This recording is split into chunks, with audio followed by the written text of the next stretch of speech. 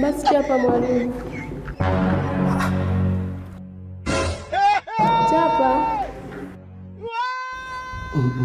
Nichape na fimbo au? Mwalimu, nimeshakwambia mchape na mkono, tako alichape na fimbo, unaweza kaniumiza mwalimu. Huwezi kupinga namna hiyo.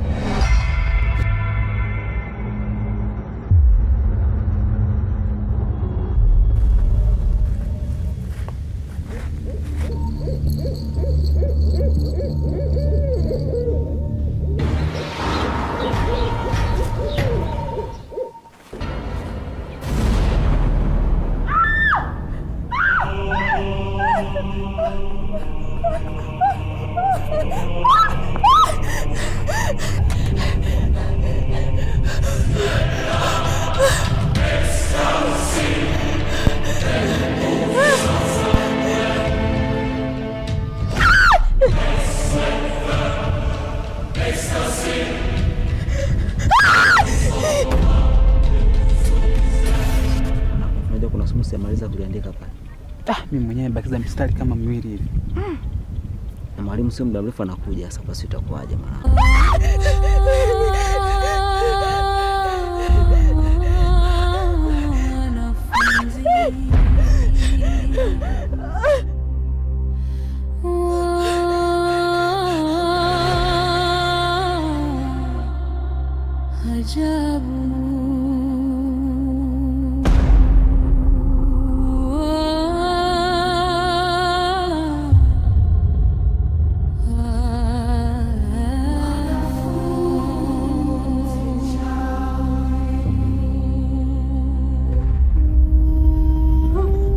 Hivi ndio kinachoendelea pale mwanangu?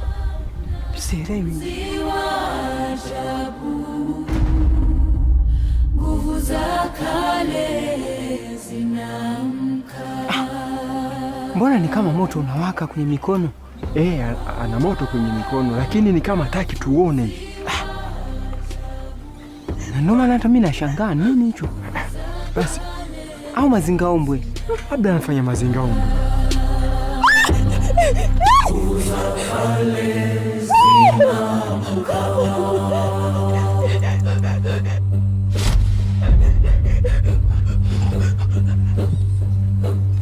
Basi labda twende tumsaidie.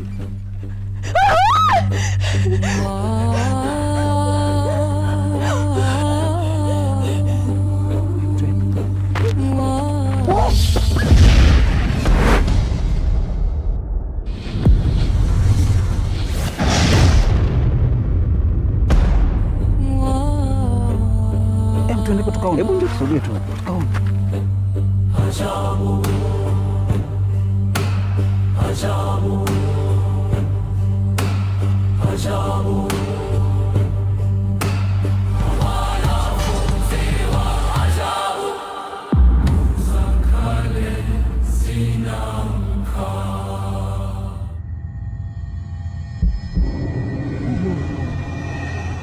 Mwenyewe mpaka sielewi.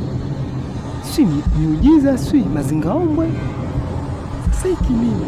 Mazingaombwe au uchawi? Mwenyewe kiukweli sielewi. Lakini kwa mimi ninavyomjua huyu hajawahi kuwa mchawi. Twende tukatoe msaada. Msaada gani wakati unaona kabisa alikuwa anawaka moto na tumesogea hapa tumelipuka? Lakini sisi tumerushwa na yeye karushwa kaanguka pale. Bwana mimi siende pale. Mwanangu. Kama miujiza hivi. Twende tutoe msaada. Wewe mmeona kilichotokea hapa? Umeona? Mimi nimeona mikono inawaka moto, mara nikaona moto kama zingaombwe hivi ujue. Wakati tunakataa kusogea hivi akatupa moto mwingine, tukashindwa namna ya kusogea. Mara ghafla tena moto naona umezima.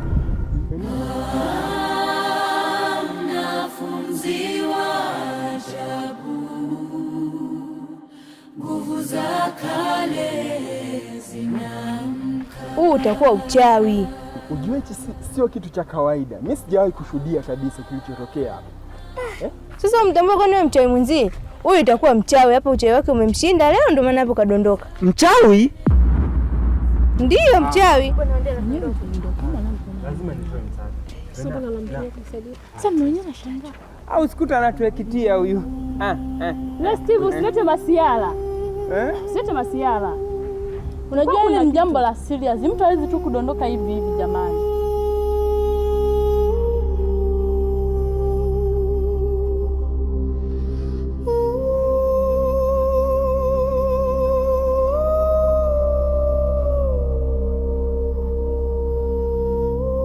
Jamani, hapa shuleni tabia ya majini sinaijua. Ni mara nyingi watu wanaanguka majini hapa.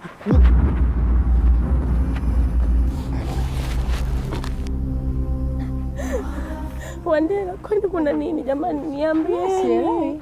Kwa hiyo Naima hauelewi kilichokukuta hapa? Sijui chochote jamani. Huyu anajua bwana. Kwani nyie si alikuwa anafanya mwenyewe afu anajificha kabisa watu wasimuone. Bwana, achana naye. Huyu ni mchawi, mimi nakwambia kila siku. Huyu ni mchawi, wewe unamng'ang'ania.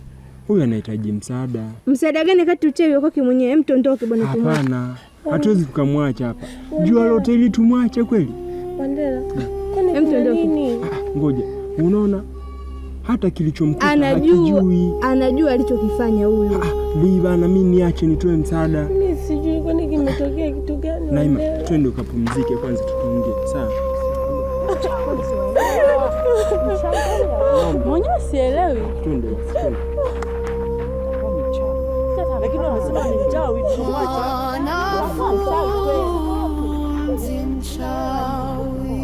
Itakukuta jambo, wewe jifanye sasa kumsaidia. Unamsaidia mtu mchawi. Endelea.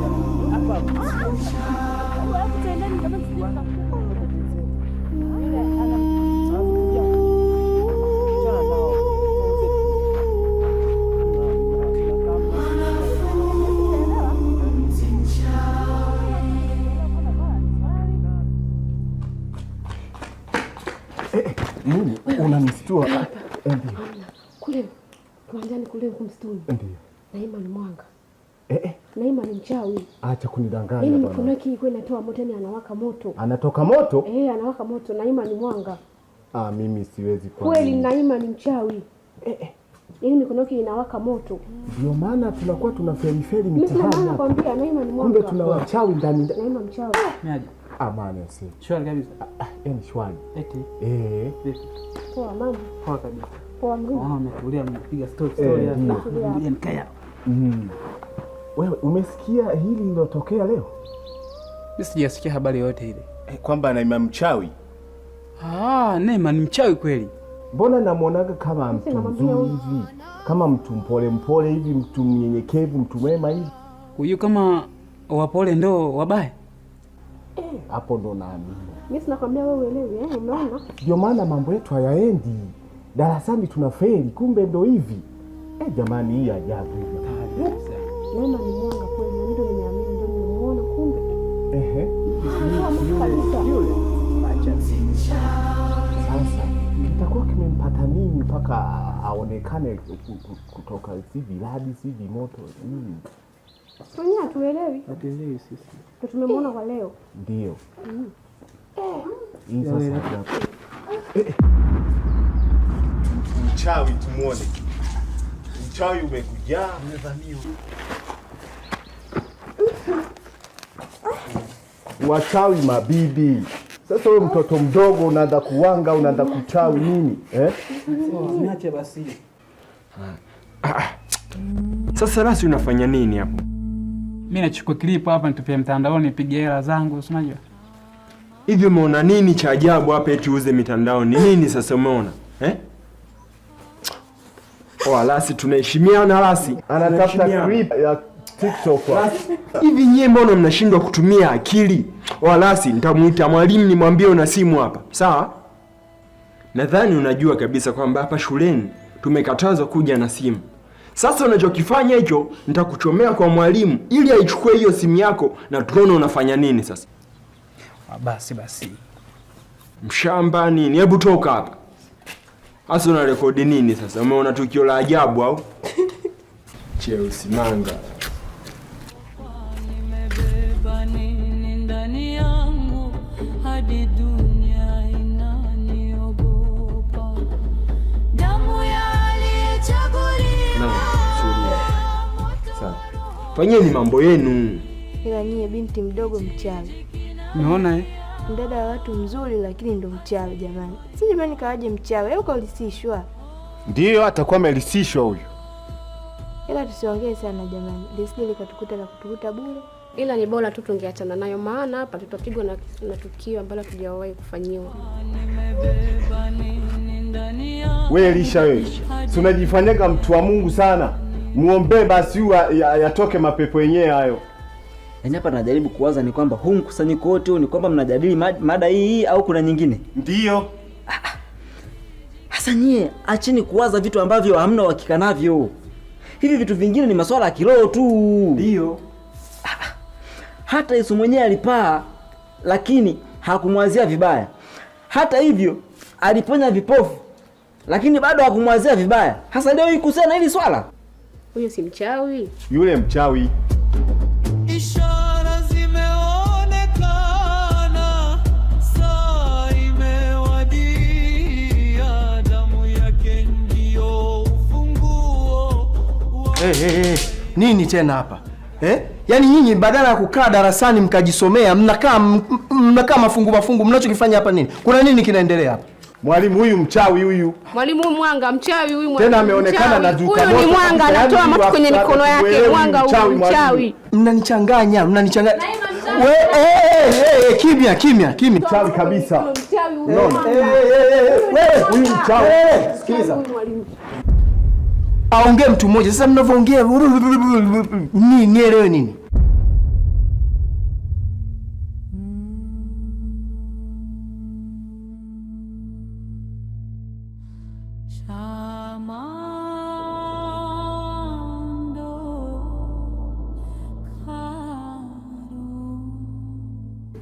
Aongee mtu mmoja nimuelewe nini mnachozungumza. Naima amefanya nini? Mimi hapa mwalimu nikuelezee. Huyu hapo Naima kaenda msituni akawa anafanya uchawi wake. Mara ikatokea radi. Ilivyotokea radi ukamshinda uchawi wake akakimbia. Alivyokimbia kaenda uwanjani kawakuta wanafunzi. Alivyokuta wanafunzi akaanza kuwatishia na moto. Di. Hebu kuwa na haya basi. Unayasema una uhakika nayo au? Ngoja kwanza, sijaelewa. Uchawi mkuatisha na moto imekuwaje? Hapo sijaelewa. Ndiyo, moto kaonawaka kwenye mikono yake. Kama sio mchawi mbona hajaungua? Di, ebu. Acha uongo. Ulikopo na Steve mnataka kuja ndo katokea moto. Wewe umemrusha wapi huyo? Hebu subiri kwanza. Huyu Naima huyu. Hebu nenda ofisini, nakuja tuzungumze. Nenda ofisini. Lakini mwalimu, huyu hayuko sawa. Nilikuwa naomba nimuescort kidogo nimpe company ili nimfikishe pale ofisini afu mimi nitarudi. Usilie basi. Hawezi kutembea wakati katoka polini kule anakimbia mwenyewe. Anaweza wapi? Tumemtoa uwanjani kule hawezi kutembea. Mwalimu, nilikuwa naomba unipatie ruksa ili nimpeleke. Aya, sawa, mpeleke. Ticha, tunaongea ukweli. Hebu tujaribu kuwa na adabu. Huyu ni mtu. Jitahidi. Ndio kujifanya kuanga.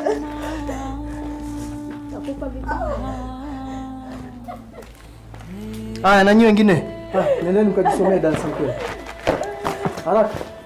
Sitaki kumuona mtu nje hapa.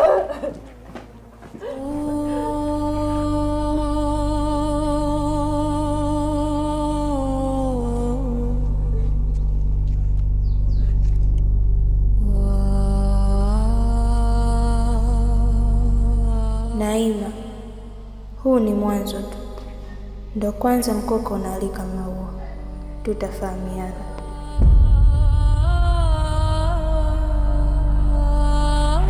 Wewe unafanya nini? Toka darasani. Hala? Mwanafunzi wa ajabu, nguvu za kale zinamka.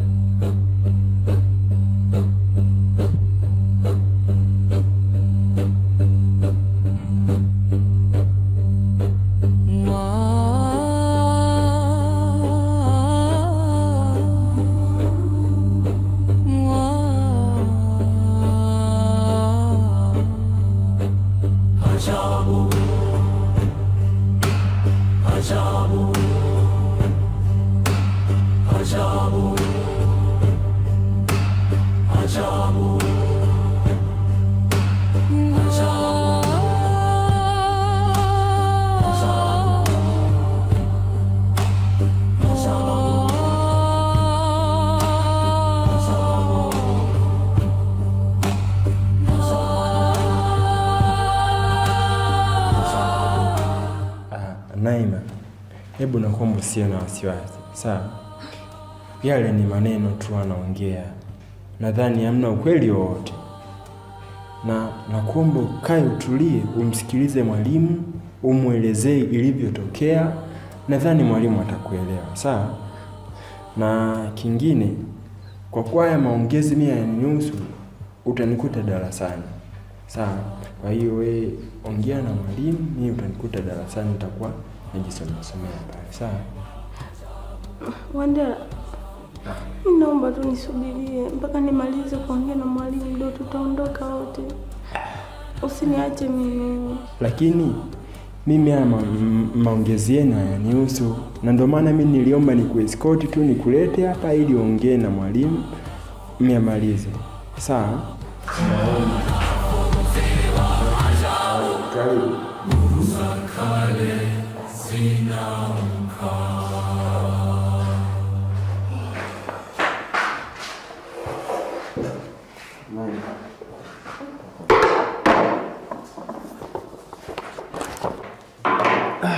Asante. Haya, hebu Wandela, na swali kidogo nataka nikuulize. Ndio mwalimu. Hivi ujue wewe na Naima nimekufuatilieni muda mrefu sana. Kienda huku mpo, kote mpo pamoja. Na nikiangalia hamna undugu. Je, kuna nini kinaendelea? Kwa sababu hata pale nje umemwombea wewe kwamba naomba nimsindikize ofisini kwa sababu hawezi kutembea. Lakini pale kulikuwa kuna wanawake wenzio. Wanawake wenzio walikuwepo, wangemchukua wakaja naye huku. Mwalimu, kwanza naomba kabisa usiwe na wasiwasi na mimi. Kwa sababu Naima mimi ni rafiki yangu. Na urafiki wetu unatokana na kwamba tunasoma wote darasa moja. Kwa hiyo ni rafiki yangu, lakini sio kwa mahusiano. Na friendship, a girl and a boy. Kweli? A normal relationship or love? Mwalimu, mimi Naima ni rafiki yangu tu kwamba tunasoma darasa moja na tunafanya ushirikiano kwenye kujisomea. So tupo karibu kwa hali kama hiyo, lakini sio kimahusiano. Basi sawa, hamna shida kama liko hivyo. Kama kweli liko hivyo. Sasa naomba nikuulize Naima. Ujue pale wanafunzi wenzako walikuwa wana hofu na wanaongea kwa jazba kwamba wewe ni mchawi, wewe umeona una moto, sijui unalipua moto, unatoa maradi. Ili swala linakuwaje? Mbona sijawahi kuona hii tabia? Inakuwaje imeanza hii tabia? Au kuna kitu gani? Wewe ni mchawi kweli?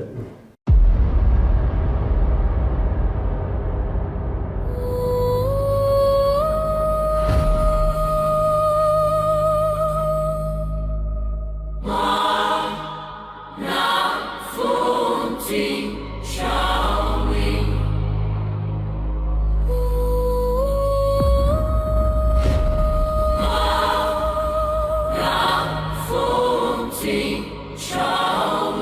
Hapana mwalimu, mimi sio mchawi. Mimi hata sijui kinachoendelea, lakini mimi nilianguka tu na sijui, alafu nakuta watu wanaanza kuniambia mimi ni mchawi. Mwalimu, mimi sio mchawi. Wananisingizia tu na hata sielewi kinachoendelea mwalimu. Mwalimu, huyu hawezi hata kuongea.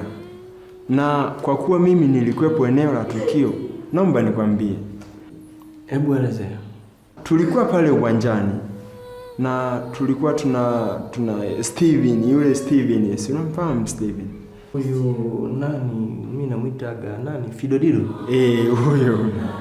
Na tulipofika pale uwanjani, mara ghafla tukaona moto umewaka, ukaturusha, yani ukaturusha, tukaenda tukaanguka sehemu, alafu na Naima naye ndo akaanguka. Sasa pale ndo tukaona tuende pale tukatoe msaada. Hebu ngoja kwanza, sijakuelewa kidogo hapa. Yaani unasema kwamba moto umelipuka, ni mabomu ama ni kitu gani? Hapana, yani ni moto tu kama shoti ya umeme, lakini sio shoti, sio kwamba pameungua pale. Hapana, yani ni kama ghafla tu, kama radi imepika papu, ikaturusha, tukaenda tukaanguka mbali, na Naima ndo akaanguka hapo akazimia. Ndo ikabidi sasa tukusanyike watu pale, na watu ndo wakaanza kusema Naima mchawi, sijui alikuwa na moto mkononi nini. Lakini mimi nikaona wanachokiongea hawakielewi. Kwa sababu kama ule moto ulituzuru na sisi tulianguka na yeye akazimia pale, ndo nikamchukua nikamleta huko shuleni, ndo umetukuta pale mwalimu.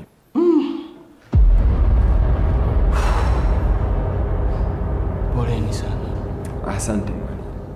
Pole Naima. Asante mwalimu. Sasa kama haya masuala ya maajabu tena yamefika kwenye shule hii, unajua mimi ninakuwa nayasikia kwenye shule tu za wenzetu. Ndio.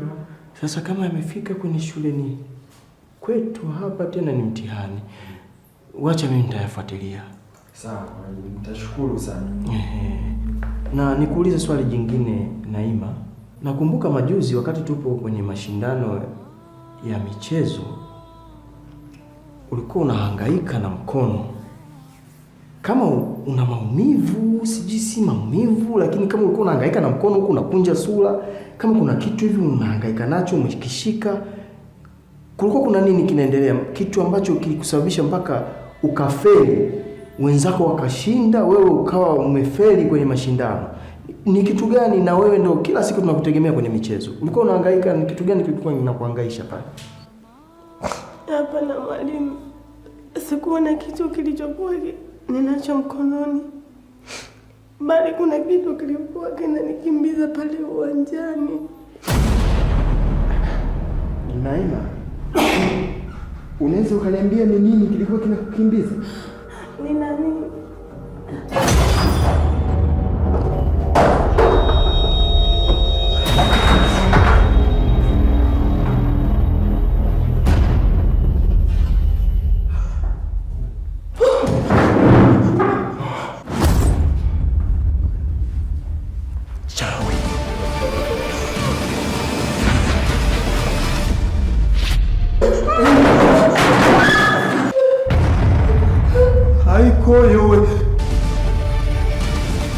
Naima, lazima damu yako ifike kwenye mizimu ya kichawi.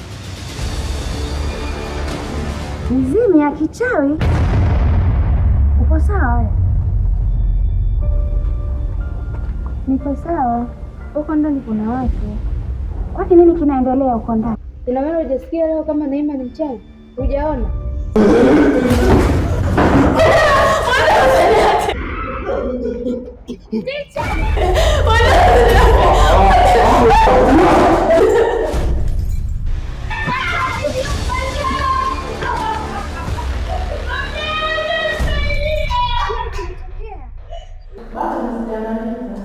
Hapa tukija kupewa maswali na mwalimu ndio tuanze kujikanyaga kanyaga yani.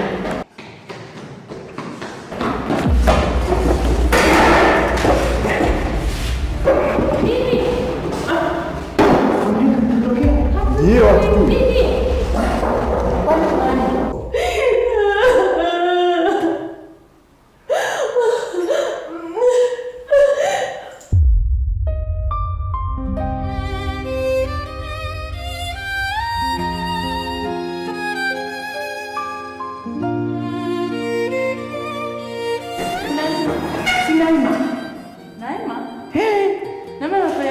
Na bwana kawasha moto kule ofisini. Moto? Ndio kawasha moto, nakwambia yule mwalimu Manywele katoka mbio mbio spidi. Wewe. Hatari huyo Neema ameshindikana. Vitu vimegongana, vimeruka. Vitu vimepaa. Inawezekanaje hivyo? Mwenyewe sielewi. Yaani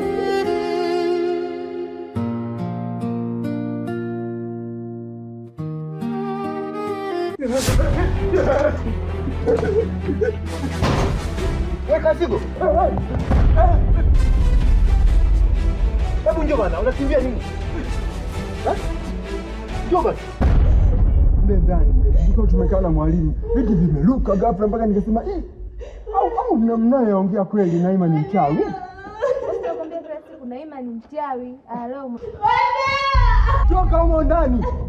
Sema naye.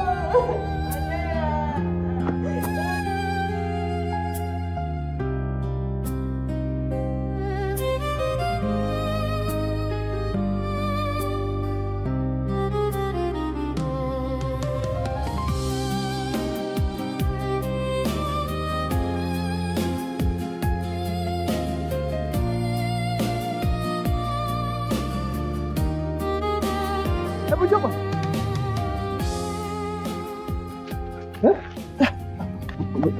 Wacha kwanza.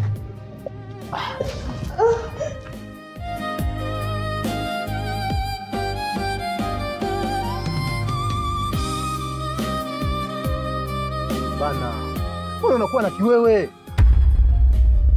Nini sasa, mbona unaangaza hapo tunakimbia mchana kutwa hivi?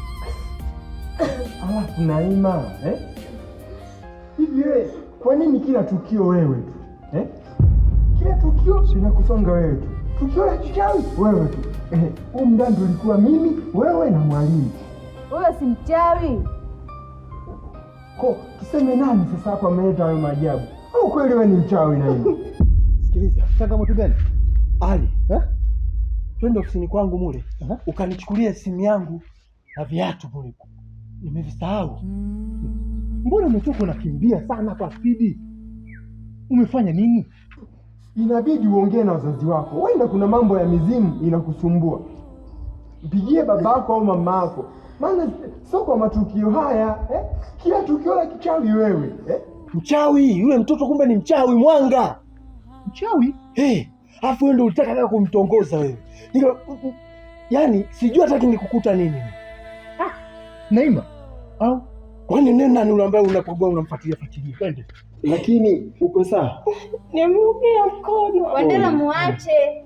Wewe na maana tu hujaona pia kama saizi pia ni mchawi. Mimi siogopagi uchawi. Sawa sawa? Alafu mimi nimefundisha mikoa tuyafuatilie. Twende. Kanitolee vitu yako. Uogopi lakini nimefikia wewe unakimbia na kitu gani? Ni bado nashusha zigo mle. Mambo gani tena hayo? Unajiamini kiasi hicho? Wewe twende, hakuna uchawi bwana nikuchukulia vitu vyako au na wewe uoga tu mtoto wa mama. Unakaa kindezi. Twende. Twende basi nini nikuchukulia? Twende. Uchawi hakuna mchawi hapa. Hadi dunia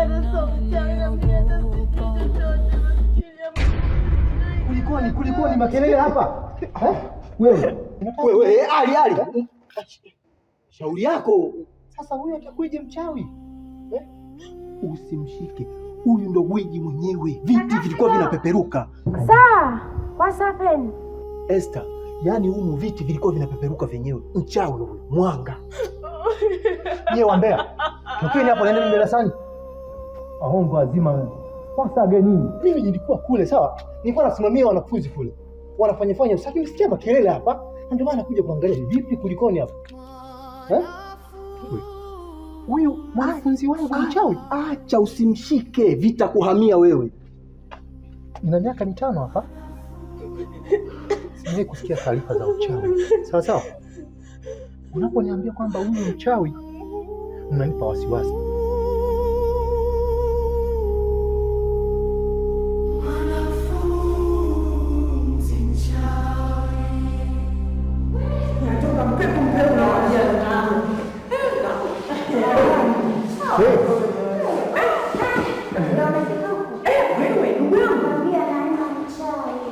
Naima wewe unamjua mimi? Ni mchawi yule dada, huwezi amini.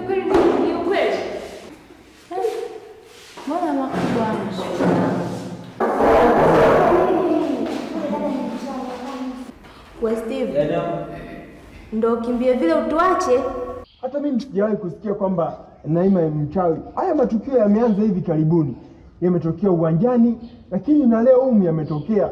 Sasa sijui tumsingizie nani? Umeona? Umeona nilichokuwa nakwambia? Huyu mchawi. Tusipoteze muda. Kama nilivyokuomba, nenda pale mezani pale kuna simu yangu, alafu chini kuna viatu. Naomba ukaniletee vile viatu ili tutoke. Kwa sababu hapa sio salama tena huko ndani. Sawa? Huko ndani kuna vitu. Ndio hicho. Hivyo vilishapasa zile, sio sasa hivi havijapaa. Wewe si umeniambia wewe uogopi uchawi? Nenda sasa. Mimi sawa, uchawi siogopi, sawa? Sawa. Mimi nafuata. Haya, fuata sasa. Lakini mwalimu, Naima usilie. Yaani wewe sijui kama utamaliza shule. Yaani inabidi tukuhamishe, tutoe hapa kabisa. Hatukutaki. Nendeni sasa, mnakaa mnarudi. Dondoke, mtoe hapa. Mezani hapa.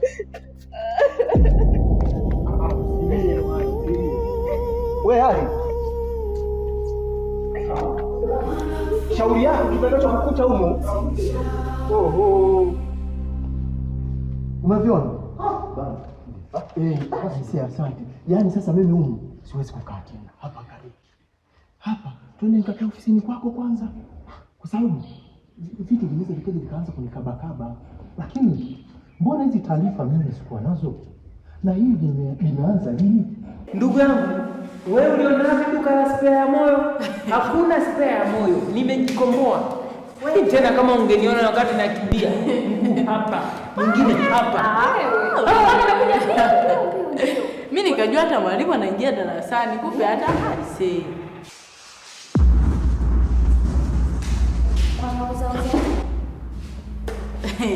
Shoga. Wewe Ali, wewe hujui. Kwani mchawi mtu si mtu anaunda wote tu. Twende bwana, nipeleke kwanza nikakae ofisini kwako. Vipi vinanyanyuka? Wewe utakutana nayo tu na wewe kama paradiso.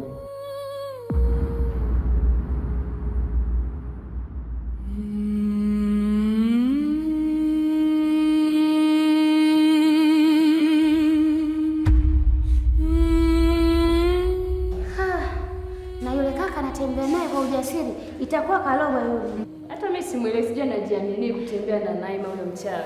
Au kaambukizwa uchawi nini? Itakuwa Kaloba yule mkaka huyu. Sio bure tutembee na mtu ambaye unamjua mchawi kabisa. Yaani kale kasichana kabinti karembo lakini kanatisha. Basi hebu twende ofisini kwangu sasa.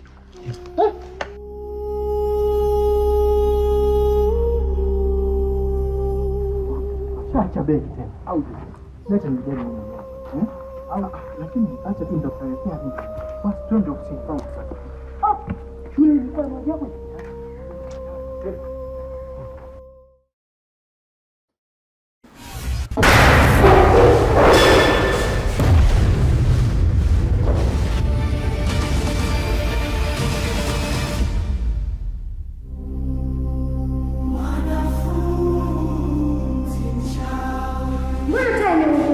Hivi jamani, nyie mnaelewa kinachoendelea hapa? Staa hiyo kabisa imepasuka, alafu umeme umkumbuke ulikuwa au.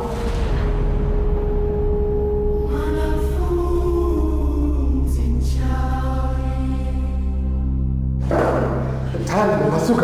Na mimi nashangaa jamani. Hata umeme. Mbona umeme hamna? Ni umeme au shoti?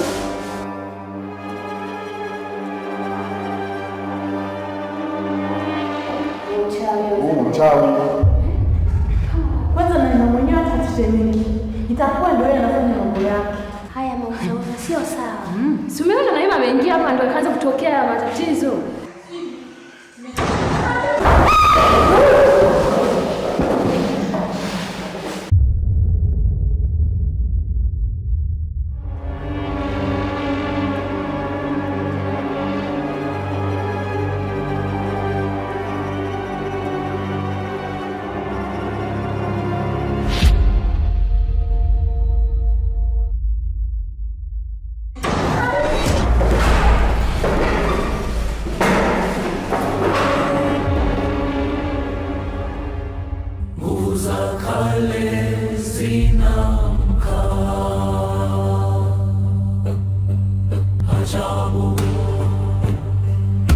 sio uchawi, labda kuna mtu anafungua mlango na kufunga.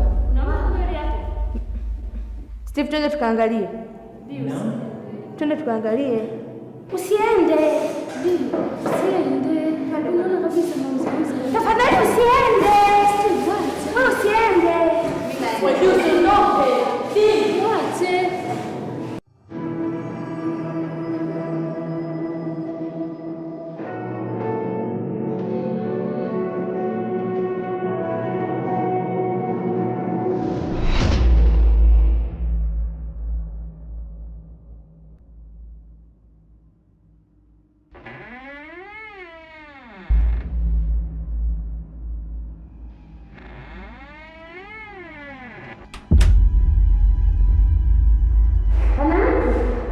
Hamna mtu.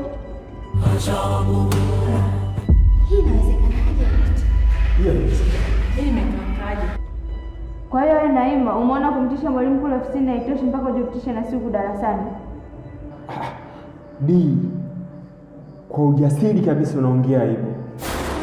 Naima sio mchawi, isipokuwa hata hivi vinavyoendelea hapa darasani hata yeye havijui. Acha kumtetea wewe. Utakuwa na kuambukiza uchawi na wewe. Wewe utakuwa umerogwa, sio bure. Lazima utembee tu na mchawi alafu unajua kabisa huyu ni mchawi alafu bado unamtetea. Wewe kama kalogwa, sio? Unajua mimi simuelewi kabisa.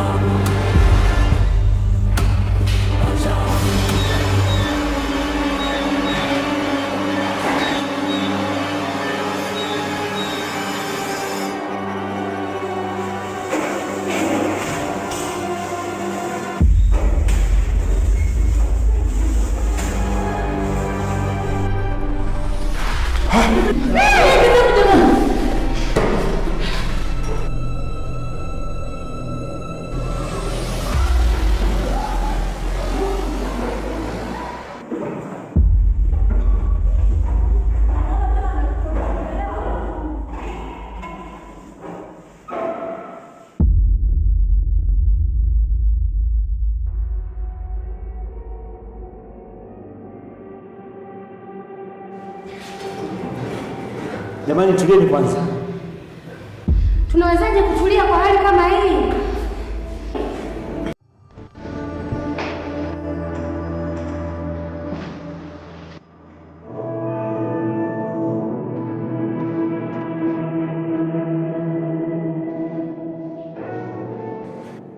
Ila umezidi kielele. Sasa bibi yako ya nini? Kitakukuta kitu, endelea. Shauri lake nishamwambia atauponza. Jamani, hizi kelele hatutafika, kwa sababu mnajua tatizo linalotukumba kwa sasa. Hapa kinachotakiwa ni kwamba kila mwenye imani yake amuombe Mungu wake kwa jinsi anavyojua yeye, ili tuondokane na hili janga.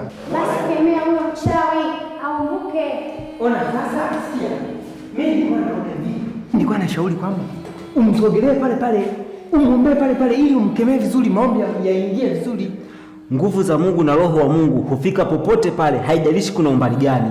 Lakini pale ukimsogelea ndio ilikuwa sawa, kwa sababu ungeweza hata kuwa unamtikisa namna hii, na maombi yangemwingia kabisa. Nguvu ya Mungu husambaa na huenea popote pale. Kwa maana hiyo tunaweza tukaomba kwa kila mtu kwa imani yake. Basi sawa. Baba yetu uliye mbinguni, uketie mahali pa juu palipoinuka. Bwana, tunakuhitaji katika hii shule yetu, mfalme wa amani. Maana kumekuwa kuna vitu vya ajabu ambavyo peke yetu hatuwezi, mfalme wa amani. Tunahitaji uwepo wako kwa sababu vimekuja kutukatisha tamaa juu ya masomo yetu.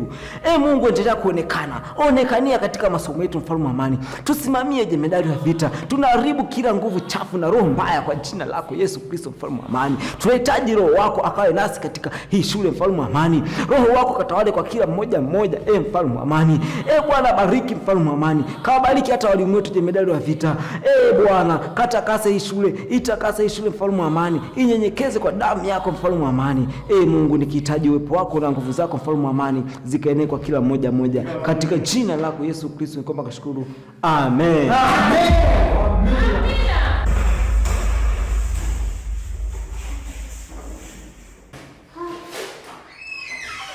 Amen. Tulieni, usiogope. Hii ni nguvu ya Mungu inafanya kazi yake. Kwa maana hiyo, tunaweza tukakaa kwenye viti vyetu.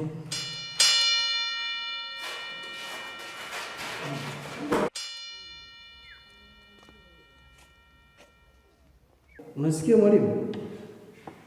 Yaani mimi nakwambia ndio hivyo tu. Tukisema tuendelee kuzubaa tutashangaa na kufa mtoto wa watu mmoja mmoja. Alafu hii kesi itakuwa ya kwetu.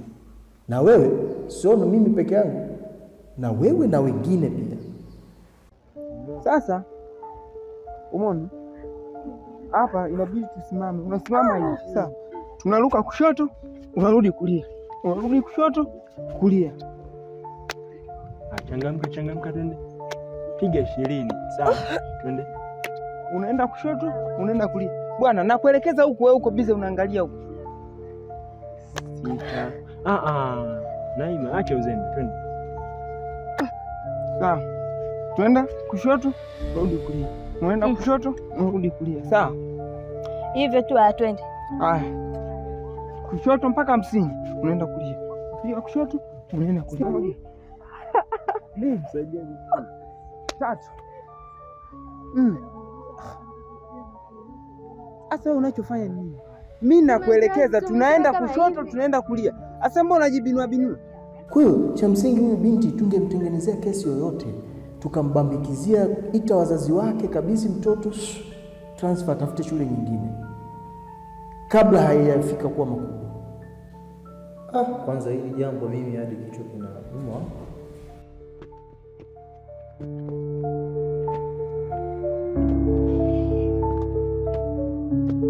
Mazoezi hao jamani. So hivyo, unajua wewe fanya mchezo. Na kila mwanafunzi kapewa mwanafunzi wake wa kumsimamia. Sasa ukifanya vibaya, manake nitaonekana mimi sikukufundisha. Kuwa serious na mazoezi bwana. Basi twende lingine bwana. Sasa kaa hivi, piga hatua moja mbele. Kama hivi. Hatua moja mbele. Baada ya hapo, unaweka hapa mkono. Weka hivi. Kaza tumbo.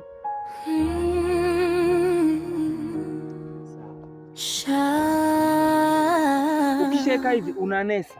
Unanesa unaganda, unanesa unaganda. Nitakuwa nakuelekeza, unanesa unaganda. Tuko pamoja? Tunaenda. Blood calls. Unanesa. Unanesa. Ndio kama hivi, eti Andela. Unanesa. Unanesa. Ndio kama hivi. The student. Tunauma kweli. The witch. Shikamoo mwalimu. Mara wago jambo. Sijambo. Elisha. Naam mwalimu. Mbona unaingia ofisini kama vile unaingia chooni? Nisamehe mwalimu. Au unafikiri huyu ni kwenye mgawa? Hapana, nisamehe. Basi sawa. Elisha, umetiki majina yote? Iko sawa mwalimu. Lakini imenichagua. Sio hivyo bwana. Unajua haupo serious na mazoezi hata kidogo. Niko serious. Sasa mbona wewe unakaa hivi? Hata watu mniambia nikae hivi, si ndo kama hivi. Darasani kama wengine. Lakini siri imenifunga.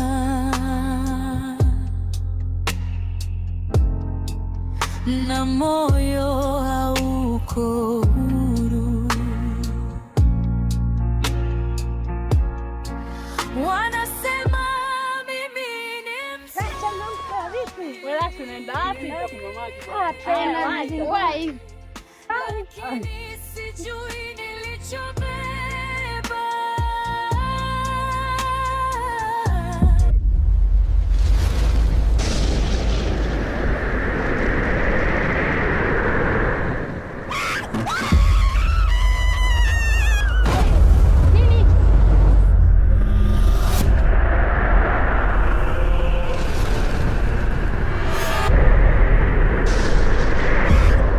Basi mimi nilivyokuwa naona Mwalimu Kasio, kuna namna tunaweza tukafanya. Tukaacha hizi janja hizi za kufanya hivi, tufanye hivi, ladi atupishe. Mimi najua ni wa muhimu sana huyu mwanafunzi hapa. hiyo hali inayomtokea, mimi nakuwa nasikia juu tu kwamba viti vinainuka, natupa watu wanaruka kule, nasikia tu, lakini sijashuhudia kwa macho yangu. Kuna utaalamu ambao tunaweza tukautumia, na mtaalamu hapa yupo tu kijijini kwetu huko ng'ambo huko, mtaalamu sana, mganga wa kienyeji. Hilo tatizo ni dogo sana, wanaitwa wazazi wake tu, anatengenezewa, ananyolewa nywele sawa, anatengenezewa mazingira fulani, ile hali inaisha kabisa. Mwalimu, ndio kuniambia kwamba mganga anaweza akalisababisha hili swala likaisha? Kwani anapokuwa ananyanyua viti vinapaa watu wanaruka, ni maombi? Si ni mambo ya mazingira fulani anatumia. Samani mwalimu, mimi nilikuwa na wazo kidogo, kama itafaa mtaniunga mkono kwa haya mambo yanayotokea hapa. Hata mimi mwenyewe pia ametokea kule, umeona, madirisha akawa nafunguka, milango inafunguka, yani tafulani, umeona. Wewe Elisha, unataka kuniambia darasani tena yametokea na darasani pia? Alitaka kupasuka. Sasa mwalimu, mimi nilikuwa naomba ni kwamba tungejaribu kuwaita wachungaji, wangekuja hapa ambao pia ni baba zangu wa kiroho, wangekuja hapa, tungesaidia nao kuomba angalau tuondokane na hii hali. Lakini tukisema tuite si waganga kienyeji, na nikiangalia mambo ni masuala ya kiroho, kwa hiyo kama ni ya kiroho tungeita wale watu wa imani tuje kuomba nao hapa, na imani hali itakaa sawa. Au nyinyi mnalionaje hilo?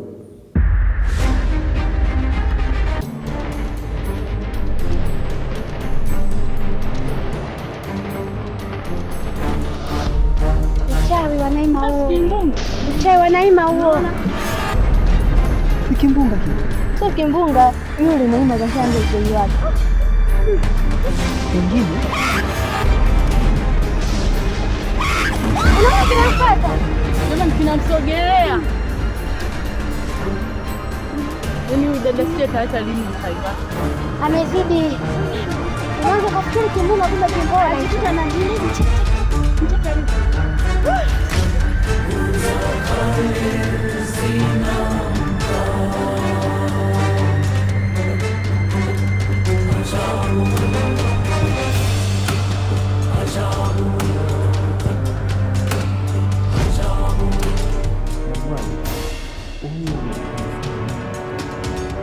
Sababu ukiangalia hili swala la kila mmoja kwanza, alafu pia hapo walipo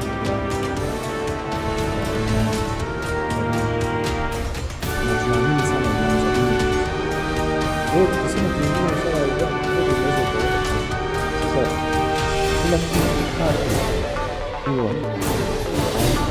mtu ambaye anajua dini vizuri akifanya maombi kwenda katika ile kitu.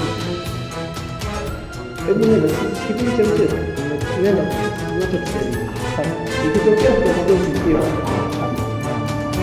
wewe kwa na amani na amani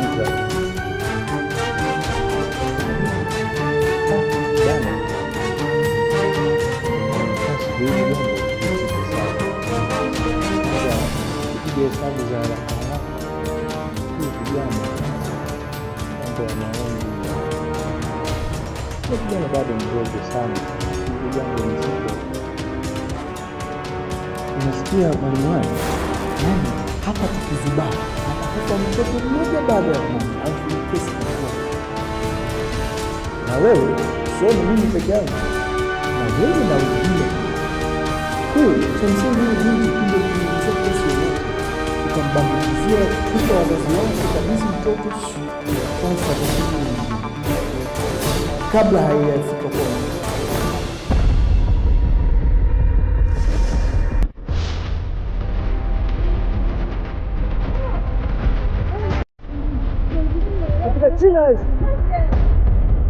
kwa afadhali mchungaji kaja.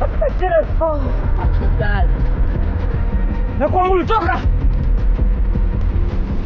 Vita continuous.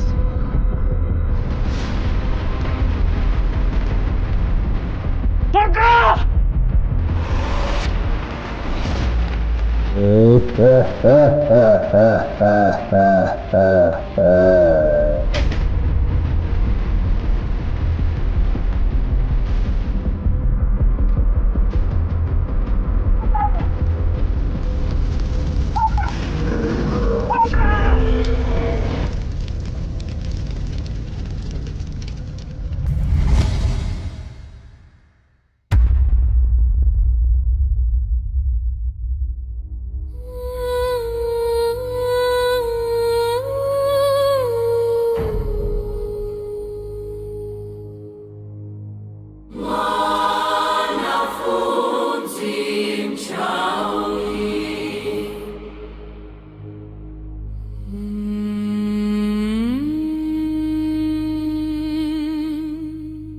Kimepotea.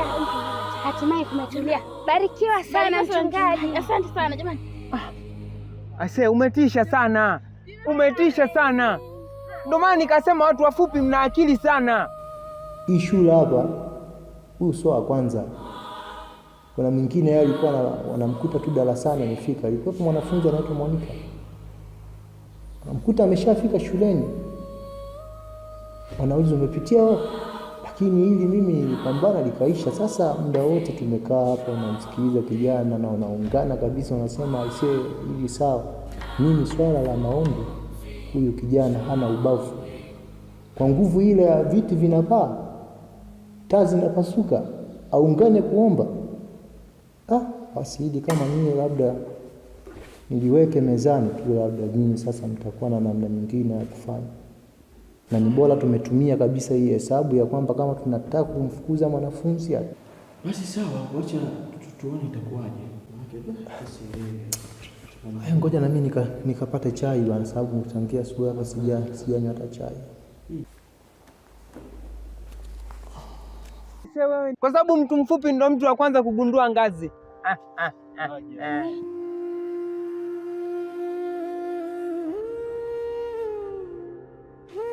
Ashatuharibia huyu.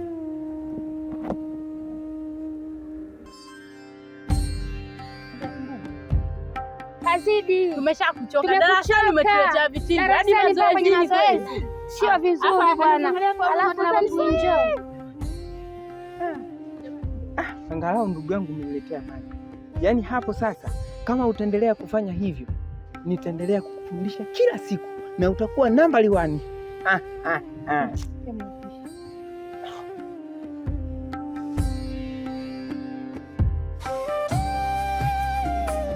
Sasa unaenda wapi huko? Na unaona kabisa mtu mwenyewe mwembamba, kimbunga kitakuchukua. Wewe kama mfukoni usichukuliwe kimbunga. Uko sawa? Ya, niko sawa. Vipi?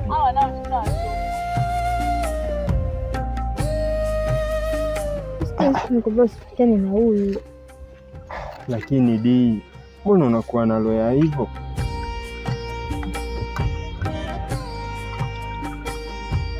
Ona huyu Di naye kielele tu anampelekea maji tena nani. Na Wandela ndo wale. Yule mwenyewe kashalogwa, hayupo sawa. Kila siku hivi anaambia kabisa. Sasa limeninyima maji, limeenda kumpa yule Wandela. Kajehu. Asante. Au ndo wale. Unaona huruma Di. Ndo wale watafuta nini wale? Watajuana. Utalogwa wewe Di, rudi. Toka hapo. Asante. Kunywa. Asante Di. Nakunywa. Naima. Kunywa maji.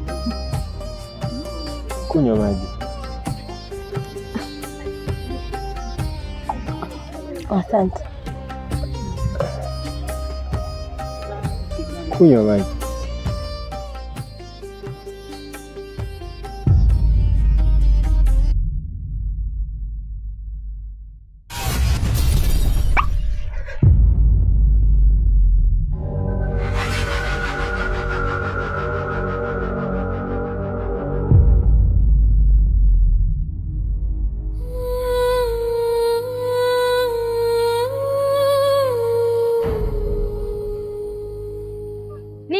Kimbola hicho. Hiyo sio hali ya kawaida hiyo. Kimbola hicho uchawi. Na umeanza hivi. Sasa unaona aliyotokea. Nakwambia usiende kule. Yule mtu ana vitu vyake. Ushasahau kabisa yule ni mchawi. Kuja kufa vibaya wewe.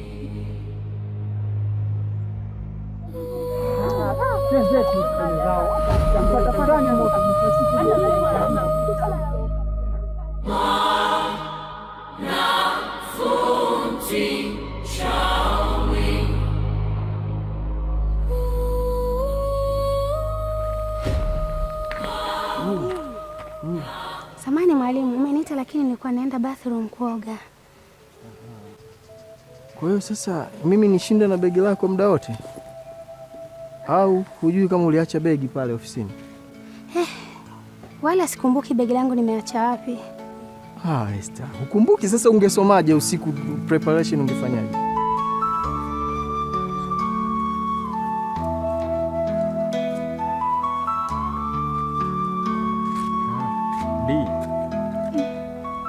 Mama, fresh uko poa? Niko poa. Nimechoka. Naomba nisaidie kunisogezea tu ndoo hadi pale. Lakini Di, si unajua kabisa hapa shuleni sisi haturuhusiwi kusogea kwenye mabafu ya wanawake. Najua mwisho pale haufiki bafuni. Hapana Di, siwezi kufanya hivyo. Nitaonekana sina nidhamu. Pandela, mambo? Safi, uko poa Naima? Niko poa. Niambie. Haya, ngoja mimi nikajimwagia maji mara moja. Basi naomba niruhusu niende nikaoge fasta, nikimaliza nitakuja kuchukua ofisini mwalimu. Kwa hiyo niende nalo? Basi mimi nafunga ofisi hapa na kwenda nyumbani kwangu pale. Utanifuata pale nyumbani kwangu? Hapana mwalimu. Haturuhusiwi kwenda kwenye nyumba za walimu sisi wanafunzi wa kike. Kwa emergency unakuja tu. Si mimi nimekuambia unakuja tu. Hamna shida. Naona enda kuoga. Basi acha nikusaidie kidogo.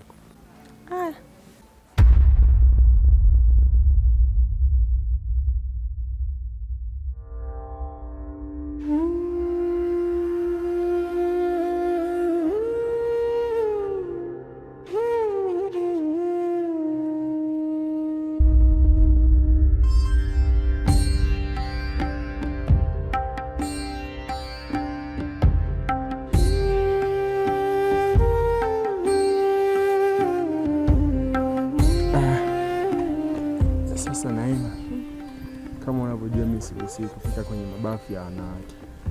Naomba niishie hapa, wewe nenda ukaoge, afu niko hapa nakusubiri. Sawa? Sawa.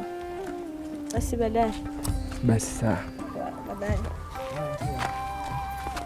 Hivyo Ndela. Di, niambie. Hivyo si nimekuomba pale unisaidie ndoo, nimechoka ukanikatalia ukasema huwezi kufika huko.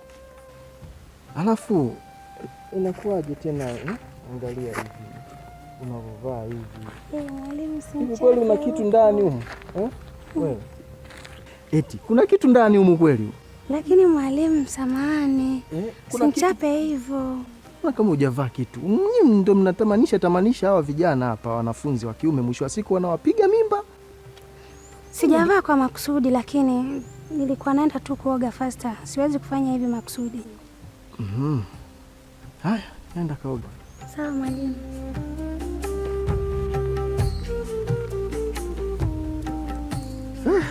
Hawa watoto wa kike hawa wanatupa mitihani hapa.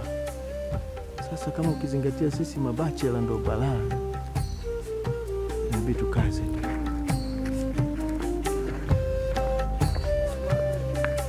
Yule anaumwa. Sasa nimesema kidogo nimpe company. Kwani mimi pia si nilikwambia nimechoka? Hivi Di, hujui kinachoendelea kati ya hawa wawili? Itakuwa ni mtu wake, haiwezekani hadi na maji wa bebeani kuleteana bafuni. Itakuwa unamtaka wewe. Alafu ukiangalia Di, huoni kabisa na siku nyingi wanafuatana kama nini huko.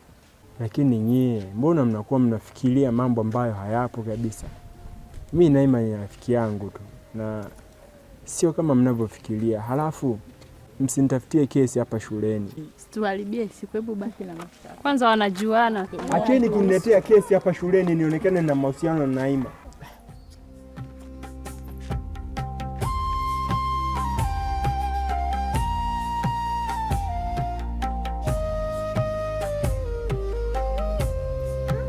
tena huku?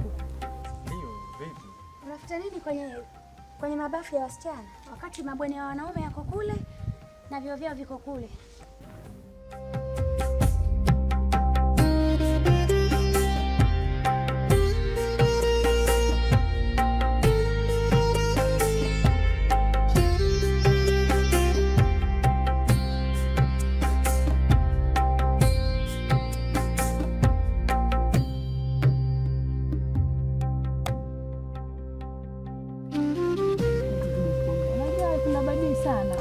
Kuoga sasa hivi bado mapema. Kwa kweli hapo.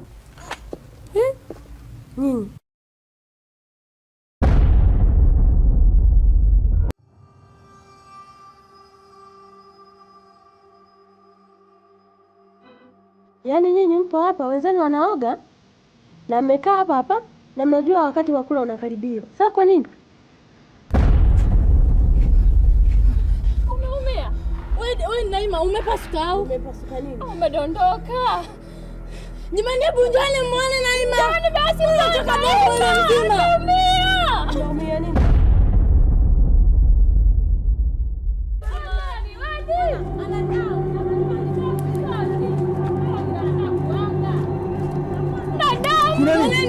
Jamani alivyokuwa. Mimi nashangaa wanaanza kuniuliza mimi nimepasuka, nimekwaje? Naima.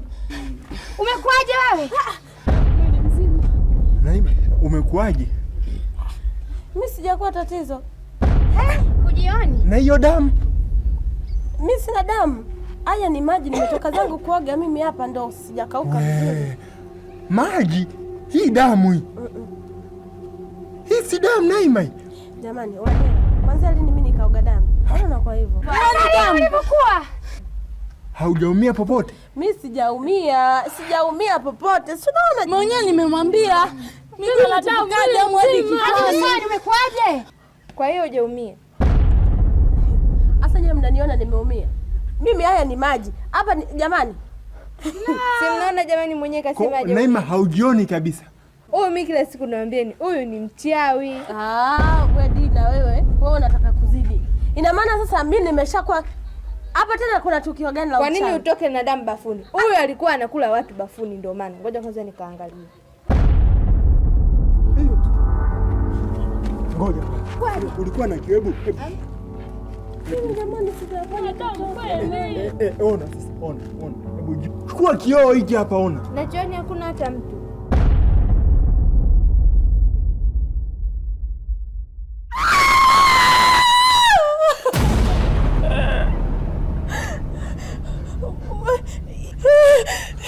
Jamani, mbona damu hizi?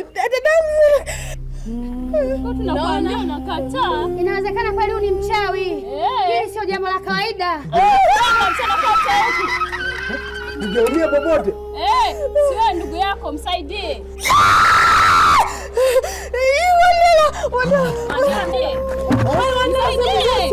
Msaidie. Si unajifanyia kwa karibu naye.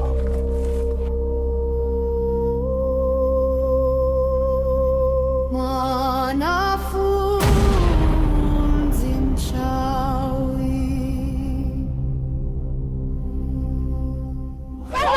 Huyo mchawi. Nakimbia kwa nani? Msaidie. Wandala mimi. Msaidie. Wewe si rafiki yako. Wandala mimi sijafanya chochote.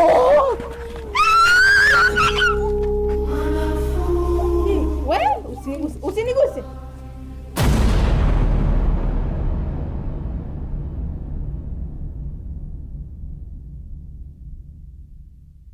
Sijafanya chochote na hata sijui hizi damu zimetoka wapi.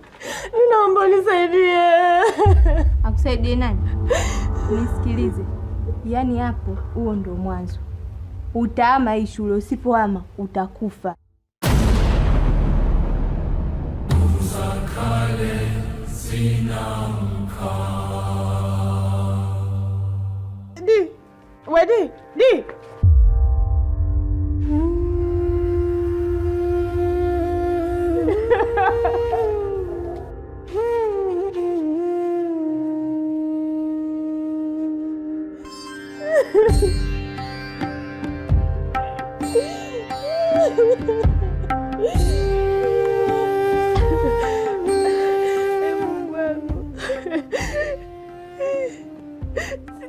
nimewakosea nini mimi jamani? Kila baya ni mimi tu. Jamani, nimekosea wapi jamani?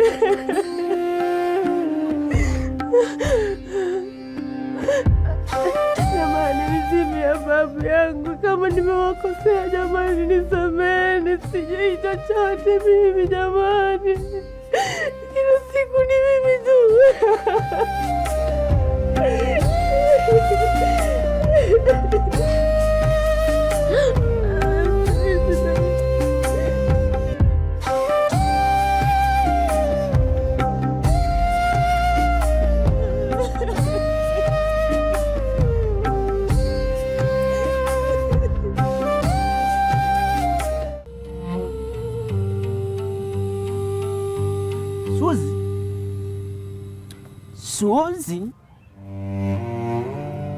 Suzi, yaani wewe mitani naendelea unalala, unapiga usingizi fofofo.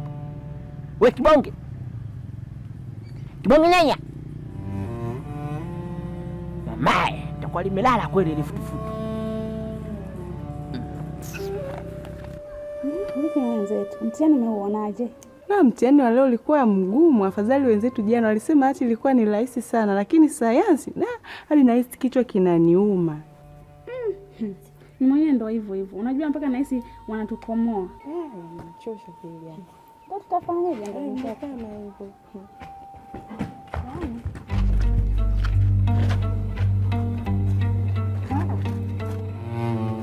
Wewe Wanela wewe. Mbona kimbia?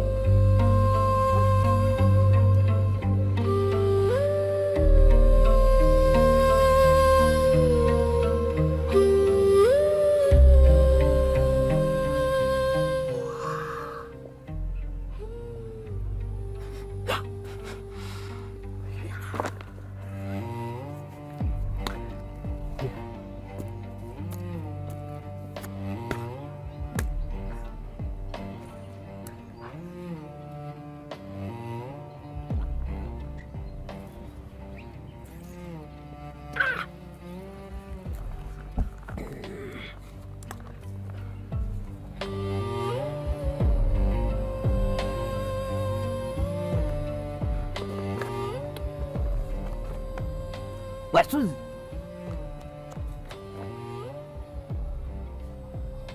Suzi,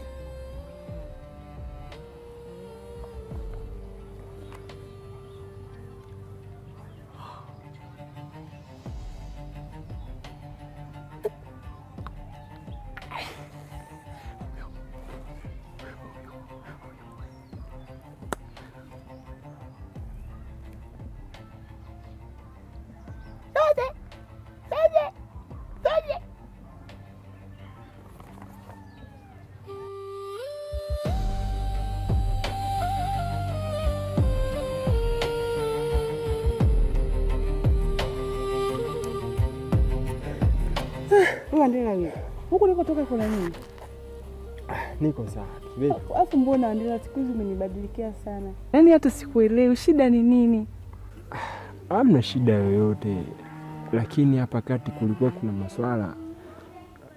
Alafu hapa tupo shuleni. Sasa akipita mwalimu ataniona sina nidhamu na wewe atakuona hauna nidhamu. Na isitoshe leo ni siku ya mtihani. Ni sawa, lakini umenitenga. Isitoshe ni ili siku ile ukanikataa mbele za watu. Mimi hata sielewi shida iko wapi au kasoro yangu nini.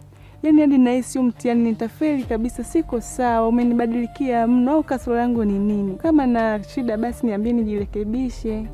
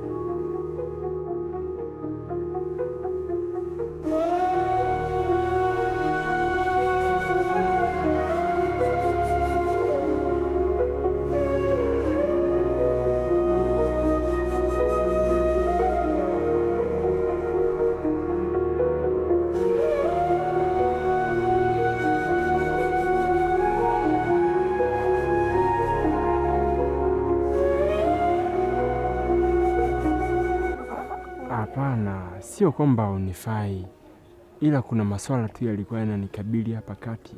Nadhani sasa hivi yako sawa. Kwa hiyo kama ulijisikia vibaya, naomba unisamehe. Mambo gani hayo?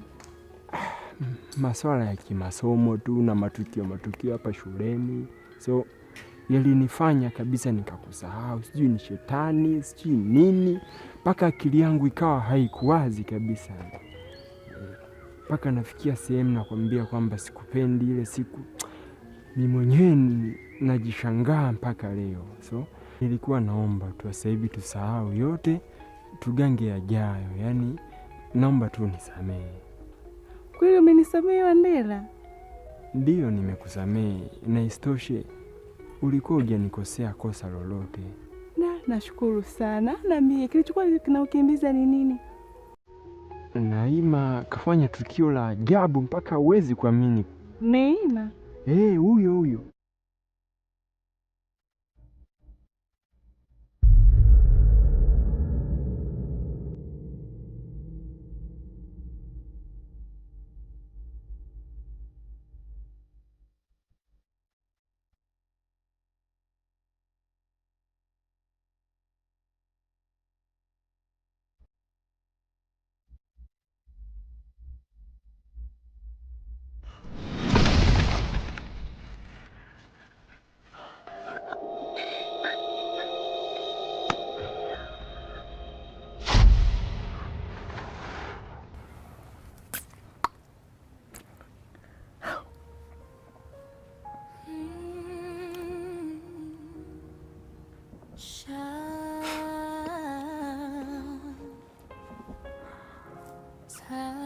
Alienda kuoga.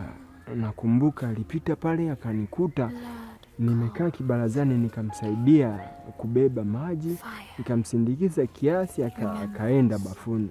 Sasa ule muda wa kuoga kaoga vizuri, lakini muda anatoka katoka ametapakaa damu mwili mzima. Damu? Damu. Kivipi? Yaani damu imemtapakaa, yaani ni kama ameoga damu. Ndo tukasogea pale, watu wakawa wanashangaa tu sasa kwamba damu imetokanaje bafuni na kaingia na maji. Kwani ana majeraha? Hana majeraha, lakini ametapakaa damu mwili mzima, mpaka sisi tunashangaa ile damu yeye kaitoa wapi. Sasa hivi ninachokuomba mpenzi wangu, tuachane na mambo yaliyopita. So halafu kingine, sitaki ni kuone na Naima, kwa sababu matukio yake ya kichawi yamekuwa mengi. Nyie mlikuwa kwenye mtihani tangu asubuhi, lakini sisi mpaka imefikia jioni hii tumeshuhudia matukio ya kutosha mabaya yanamhusu Naima. So achana na Naima. Yaani nakwambia kilichotokea, yani sasa hivi yani simtaki tena, yani sitaki kabisa. Umtaki tena? Umtaki tena nani? Kwani nimesema simtaki au Ndio, umesema umtaki. Yaani sitaki tena haya matukio yanikute, yani akili yangu itachanganyikiwa.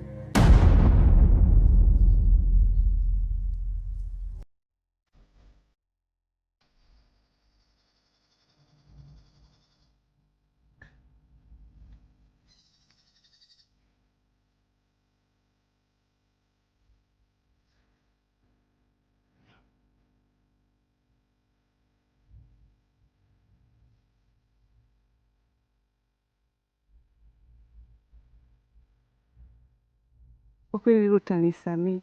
Mimi siwezi kukaa mbali na rafiki yangu. Sitoshi, yule ni mgeni. Sisi inabidi tumpe kampani. Nawezaje kukaa naye mbali? Ni sawa, lakini jaribu kumwepuka kwenye matukio fulani mengine. Ujue sasa hivi Naima hapa shuleni darasani kwetu wote wanatambua yule ni mchawi. Mchawi? Hapana, hawezi kuwa mchawi. Rafiki yangu, anakwambia nini huyu bwana wako? Hizi ananiambia kuhusu Neema, mara damu, mara mchawi. Yaani hata simuelewi. Hujamuelewa tu huyu bwana wako, rafiki yangu. Huyu na Naima wanafatana sana. Na usikute hiyo sababu ya kuja hapa amekataliwa kule na Naima. Ndio maana amekuja hapa kuja kumtapakaza maneno mabaya kwamba ni mchawi. Amekataliwa? Yule si shemeji yake. Hivi wewe Feti, unafaidika na nini ukiongea uongo? Mimi na Naima ni marafiki tu kwa sababu tunasoma darasa moja, sisi tupo A, nyie mpo B. Sasa mnapozungumzia masuala ya mahusiano, yule ni rafiki yangu.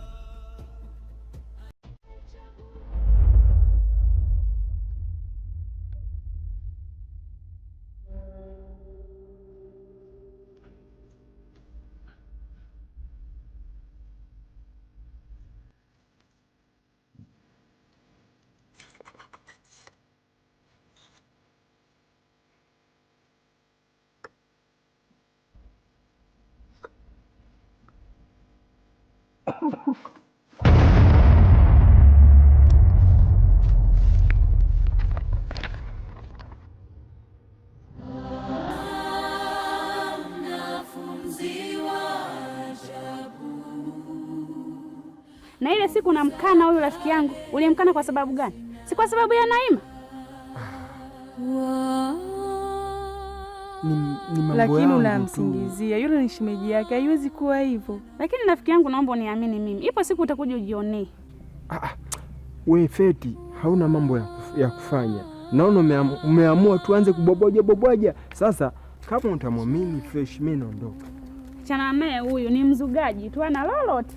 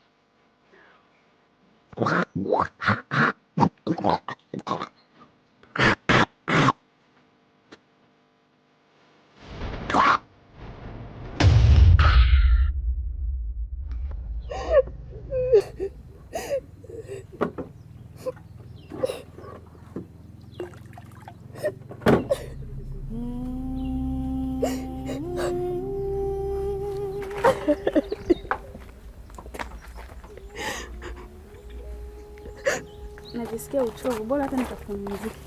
Kweli bwana, mtihani ulikuwa mgumu kweli, nachosha. Yaani hatari kweli.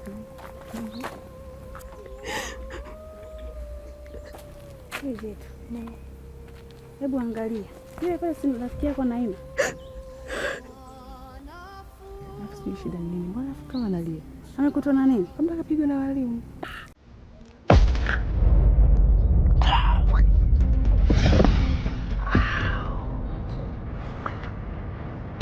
Hebu twende tukamwangalie.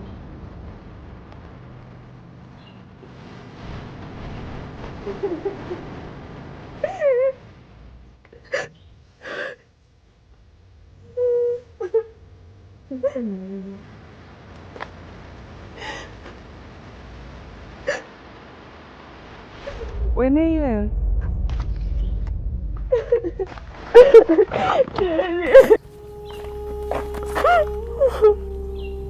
Shida nini? Unalia.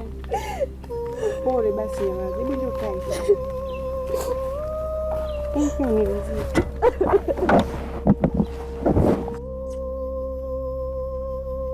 Mwanafunzi mchawi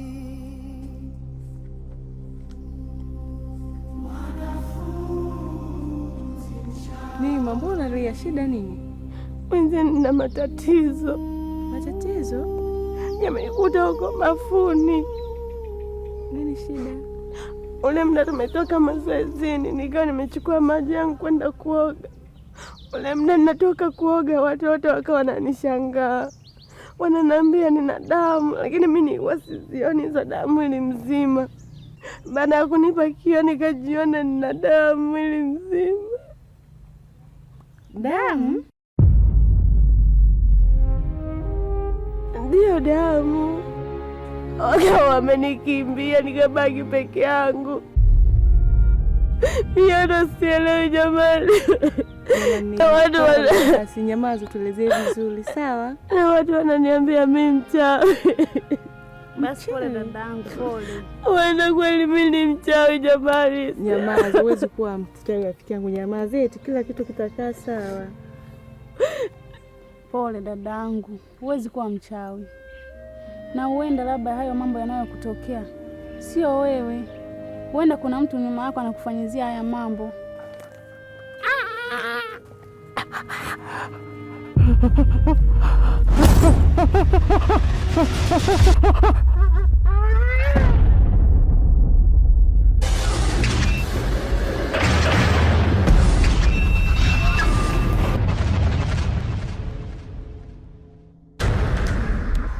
Maki, hata sisi huko kijijini kulikuwa na mdada alikuwa anafanyiziwa kama unavyofanyiziwa wewe. Yaani kwa watu wanaonekana mchawi lakini kumbe hajijui. Lakini walivyokuja kumpeleka kwa mganga waligundua sio yeye. Kulikuwa na mtu nyuma yake anayafanya hayo mambo. Kwa hata wewe usijali dadangu, utakuwa sawa. Sawa? Basi jamaa, tutafuatilia hilo jambo, kila kitu kitakuwa sawa. Eti amna, mimi naogopa mwenzenu sasa hivi. Mwalimu Kasigo akasema hivi mimi atanipa suspension niondoke nyumbani. Suspension tena? Remember. Ndio kwa nyumbani mimi sijui nenda kufanya nini. Kwa nini akupe suspension? Nyamaza basi. Kwanza serikali haiamini hayo mambo, sawa? Nyamaza, utakuwa sawa. Mimi naogopa. Nyamaza. Kwa nini moto wanifuata? Fleti, mambo? Kwa nini usiku wanitaja jina? Fulani hapa wenzetu, mbona vikao tena? Au ndo mambo ya milipuko, uchawi umeshaanza, si ndio? Uchawi?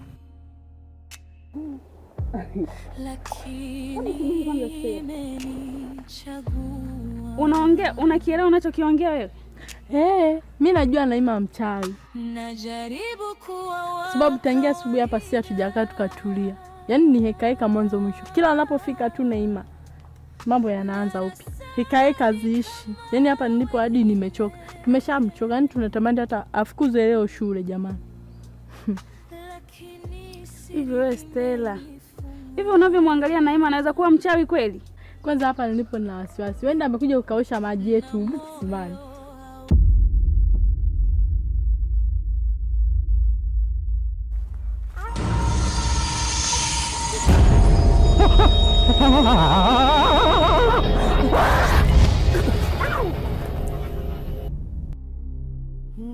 Hebu tulia kwanza. Ona amini vipi kama Naima ni mchawi? Naima mchawi. Mimi waga tunaambia ule ukweli, nitakuta jambo. Kwanza hata leo siwezi nikalala kwenye bweni letu. Nitaomba ruhusa hata kwa mwalimu nije nilale kwenye bweni lenu. Hilo haliwezekani. Inawezekana vipi? Tushachoka uchawi. Yaani Naima si tumemchoka kwa kweli. Tunatamani afukuze hata leo shuleni.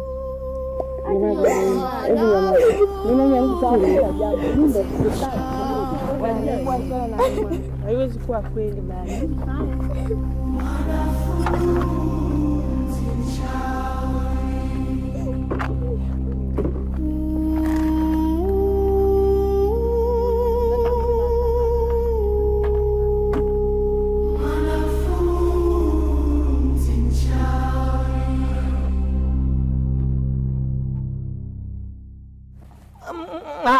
Si tuka tunajisomea ticha, mitihani inaendelea. Tuka tunajisomea kweli tena, tuka tunajisomea kweli.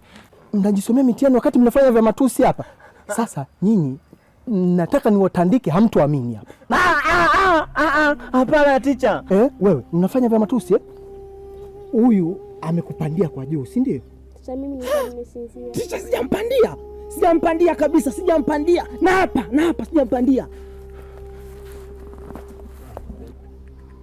Alafu ticha, nini?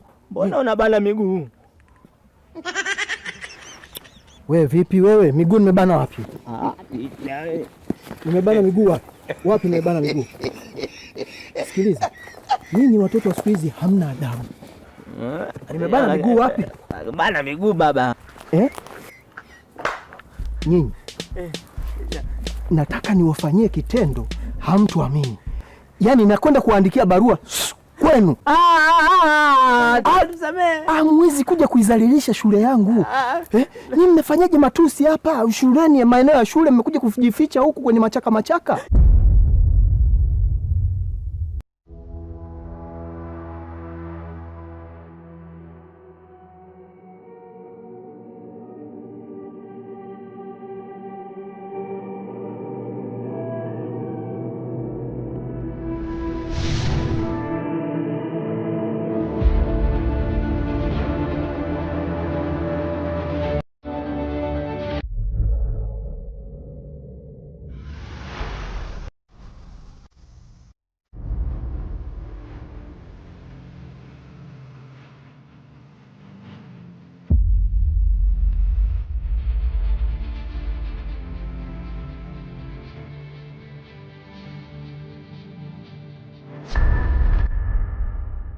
Atafanya samaki wewe, ni wewe, mimi nilikuwa nimelala bana.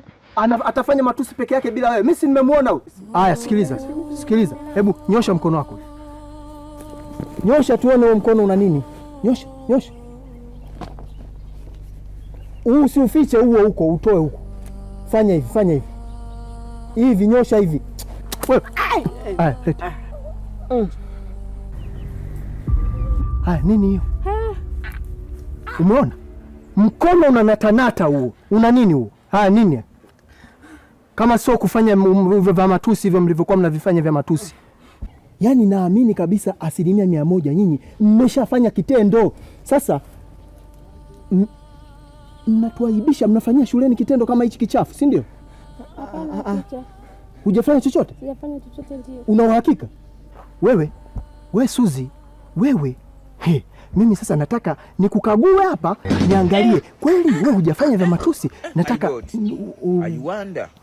chanua hiyo miguu yako, hiyo chanu, nikague, niingize mkono humo, niangalie je, kweli na wewe iko kifuniko cha asali hakijaroa. Ticha.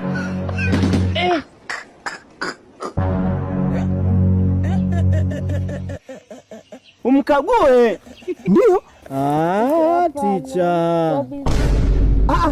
Nihakikishie mimi kwa mikono yangu na wewe hujaroa. Haya, inua miguu hiyo. Ndo mkague. Kwa nini nikukague wewe? Haya, njoo. Nikukague. Sasa nimkague nani? Nimkague nani? Huyu. Sasa. Haya, kwa hiyo hutaki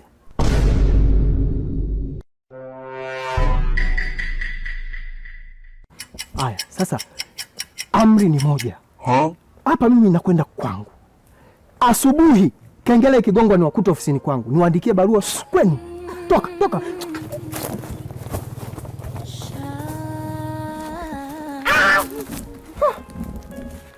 Watoto hawana adabu kabisa. Kama hiki kitoto hiki kisichana hiki. Ni mtihani. Huu ni mtihani kabisa tunapewa sisi watoto walimu wa kiume. Kule unaleaje litoto lina kitumbua iko. Kama mtoto kashushwa tu, kama lile kitumbua limeletwa limebandikwa. Tutapona kweli? Huu ni mtihani. Waletewe walimu wa kike, sisi hatufai, tutafanya majabu.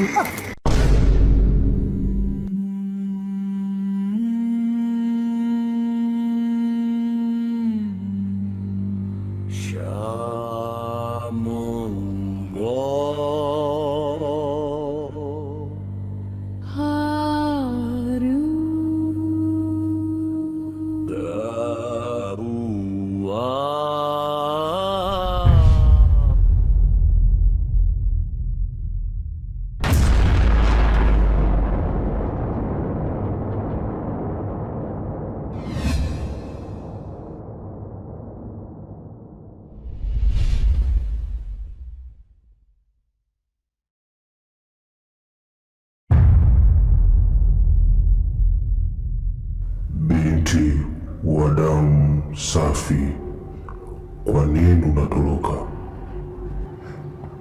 Wewe ni nani na kwa nini unanifuatilia kila sehemu? Sijaja kukuzuru, bali ni kukutahadharisha tu. Damu yako haijazaliwa kwa bahati. Umechaguliwa kulinda nafsi za kijiji chako. Sasa kwa nini kila kitu kibaya kinanifuata mimi tu? Ni kwa sababu gani? Kwa sababu damu yako ni ya mwisho. Ikianguka kwenye mikono ya watu wabaya, kijiji kitapotea. Na kama nikikataa? Wale wanaokutaka watakuchukua kwa nguvu. Wanaanza usiku wa leo.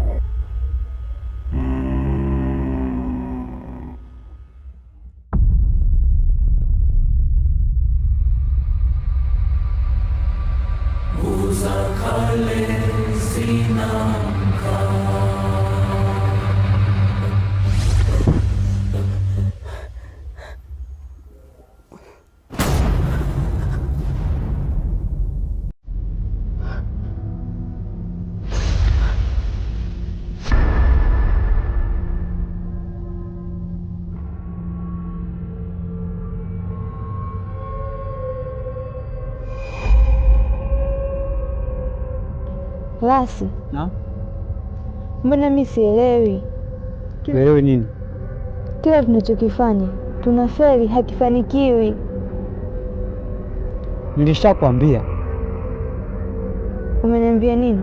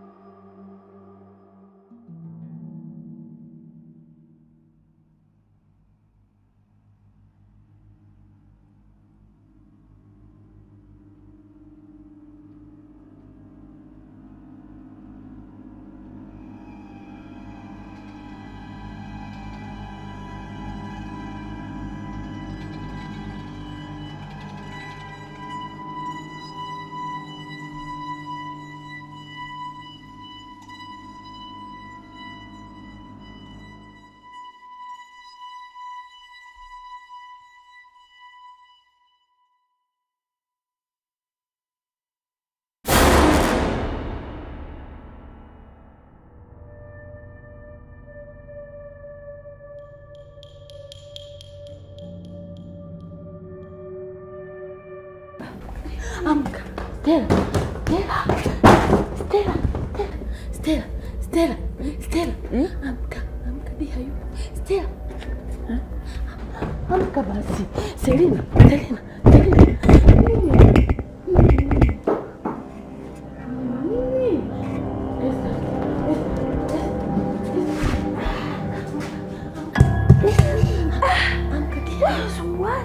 Amkeni jamani. Amkeni. Njoni.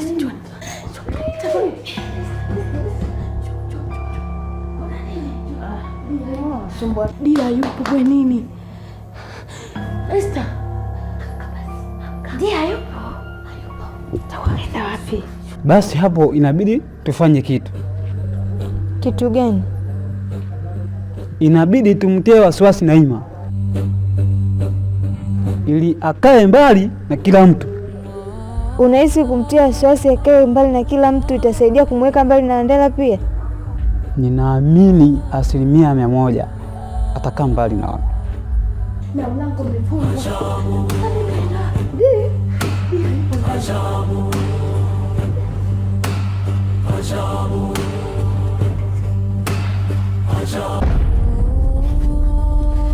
Naima, kuna nini? Kuna nini? Wakati unaona kitandani kwa Di hayupo. Di hayupo? Na mlango umefungwa. Hebu jiulize Di yuko wapi? Na mwalimu akitokea sasa hivi tutasema nini? Ina maana kesi yake sisi tutaibeba. Sasa si mimi nimefunga mlango hapa na Di alikuwepo hapa, alikuwa amelala. Wewe alokuona ni nani? Kweli. Shahidi yake alikuwa nani? Ndo mimi. Mbona mimi Di nimeshuhudia wakati analala? Kwa hiyo Di atakuwa wapi? Na sasa hivi ni saa 8. Ndio tuulizane sasa hapa. Na tukifanikiwa kwa hilo, hazima yetu itatimia. Basi sawa, kama hiyo utafanikisha, tufanye tu hivyo. Na hiyo kazi inatakiwa tuanze sasa hivi. Sawa.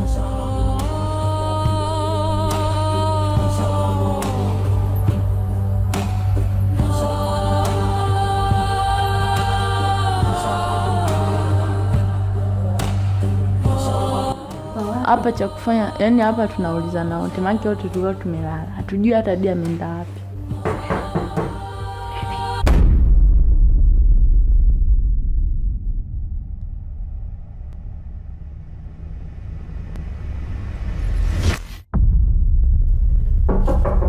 Nani? Di.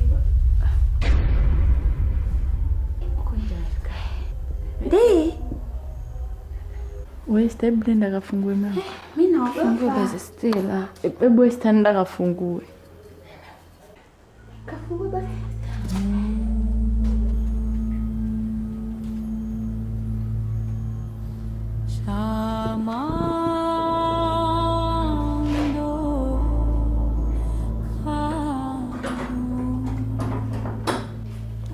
Sasa usiku sio ametoka wapi? Ndio mjiulize.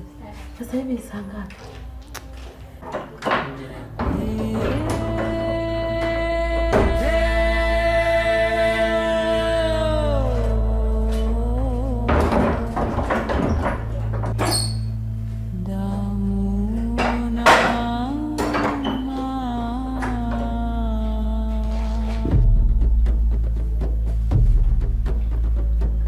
Kwa nini moto wanifuata?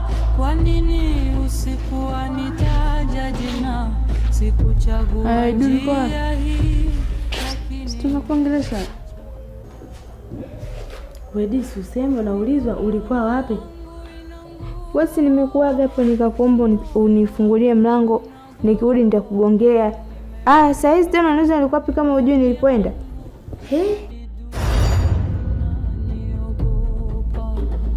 Damu ya aliyechaguliwa, moto wa rohoni, kijiji amekuaga. Yaani kumbe mnajuana, alafu nakuja tu kutuamsha watu tumelala. Watu tunaanza mitihani, alafu nao unaanza kutusumbua. Kumbe mnajuana alipoenda. Kweli? Hizo si dharau. Hapa wanatusumbua tu, kumbe wanajuana. Wedi, mimi na wewe tumeongea. Na nimekufungulia mlango saa ngapi? Mbona unakuwa hivyo wewe? Sasa mimi nilitokaje ndani kama mlango ulifungwa? Huyu Stella alifunga mlango au hujafunga mlango? Mimi nilifunga mlango, nikahakikisha watu wote tupo humu ndani, lakini nashangaa sasa hivi kumbe wenzetu umeshafunguliana milango mkachoana nje. Yaani nyie kumbe mnajuana. Lenu moja nyie wawili, wewe na Di. Hebu tena msitusumbue. Watu tuna usingizi wetu alafu naanza kutuharibia.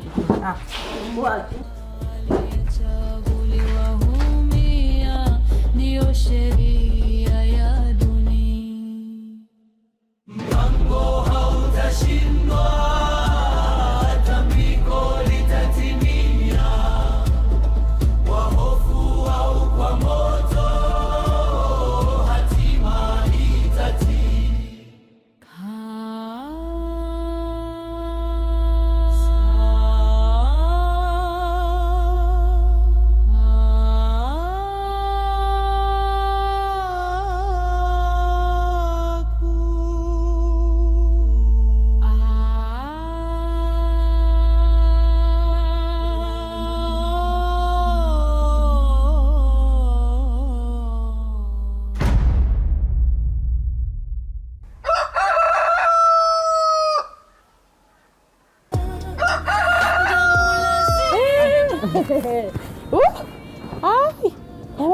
Jamani.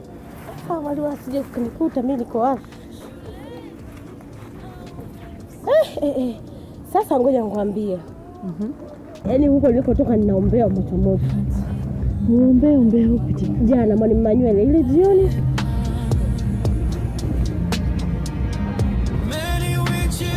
Ile jioni. Sasa si alianza kwenda kuoga. Mara kapita mwalimu Manywele kamwita. Kamwambia, umesahau begi lako. Nikasema sio bure, yule mwalimu anamtaka Esther. Itakuwa anamtaka kweli, haiwezekani tu wapelekane na mabegi zile.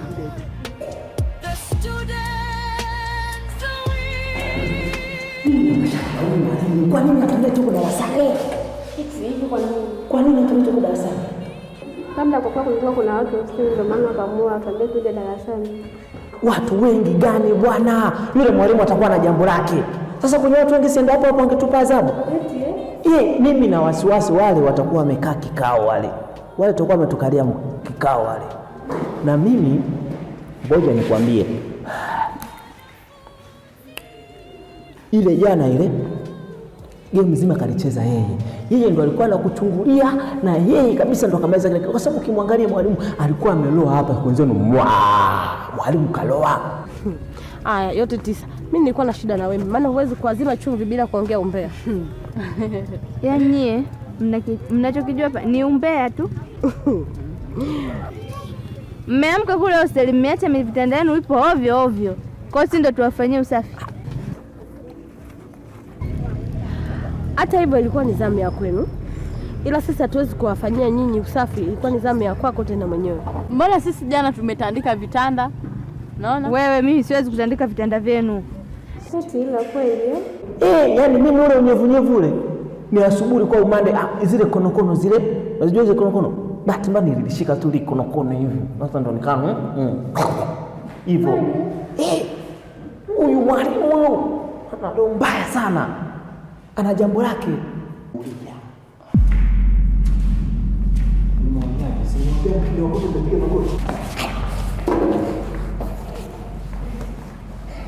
Leo mlikuwa mnatandika nyewe na kina Selina. Kwa hiyo kama vipi si nyewe mngetandika? Siwezi kutandika vitanda vyenu.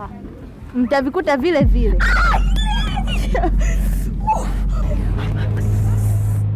Haya. Nataka mchague hili moja. Suspension kwenda nyumbani ama fimbo hizi 3.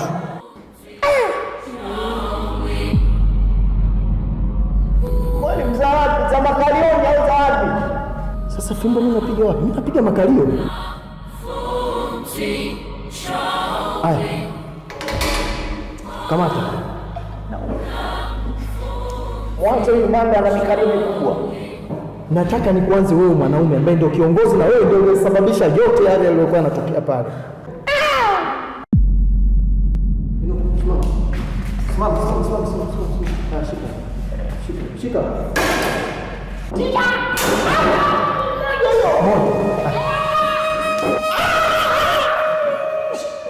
Usishike. Ukishika nafuta.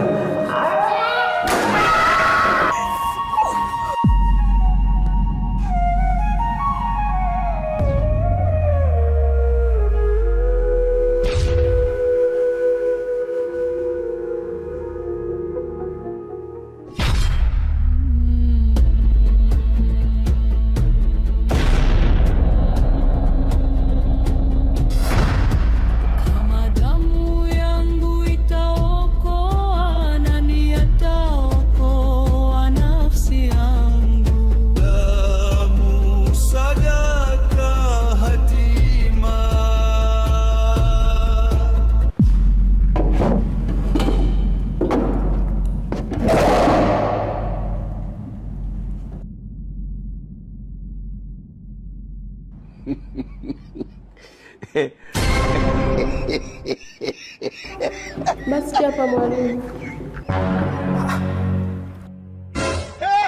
Chapa. Chape na fimbo au? Mwalimu, nimeshakwambia mchape na mkono tako alichape na fimbo, unaweza kaniumiza mwalimu. Huwezi kupinga namna hiyo.